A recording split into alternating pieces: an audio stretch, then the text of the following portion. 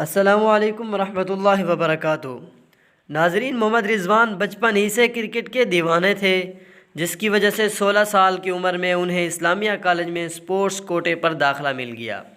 رضوان کے اہل خانہ کے مطابق ان کے والد کو ان کا کرکٹ کھیلنا سخت ناپسند تھا اور وہ چاہتے تھے کہ رضوان اپنی توجہ پڑھائی پر مرکوز رکھیں اور مستقبل میں خاندان کے دیگر نوجوانوں کی طرح طب کا شعبہ اختیار کریں۔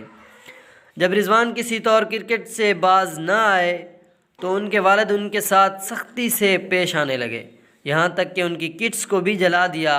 تاہم جس دن انہیں خیبر پختونخوا کے سب سے بڑے تعلیمی ادارے اسلامیہ کالج میں سپورٹس کوٹا پر داخلہ ملا تو اس دن رضوان کو والد نے کھل کر کرکٹ کھیلنے کی اجازت دی اور یوں انہوں نے پوری توجہ و توانائی کرکٹ پر صرف کرنا شروع کر دی۔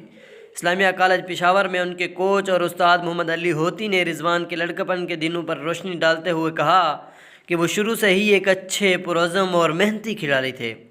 اپنی قائدانہ صلاحیتوں کی وجہ سے وہ اسلامیہ کرکٹ ٹیم اور دیگر کئی ڈومیسٹک میچز کے کپتان بھی بنے تھے۔ ایک وقت آیا جب مجھے لگا کہ رضوان کے لیے کھلاڑی کے طور پر سیکھنا زیادہ اہم ہے، لہذا میں نے ان سے قیادت واپس لے لی۔ میں نہیں چاہتا تھا کہ کھلاڑی کے طور پر ان کے سیکھنے کا عمل متاثر ہو۔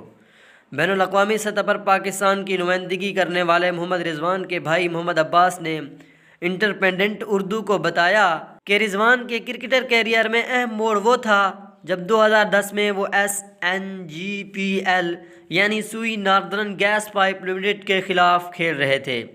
یہ میچ پشاور جیت گیا تھا، تاہم کھلاڑی کے طور پر رضوان کی اچھی پرفارمنس پر SNGPL نے انہیں پیشکش کی، جس کے بعد انہیں بین الاقوامی سطح پر کھیلنے کا موقع ملا۔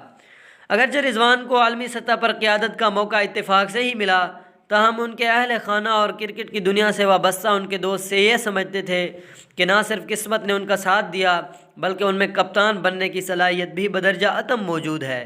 ناظرین، یہی تھی آج کی ویڈیو۔ اگر ویڈیو اچھی لگی ہو تو اس کے بارے میں ایک کومنٹ ضرور دیجیے گا اور چینل کو بھی سبسکرائب کر دیجیے گا۔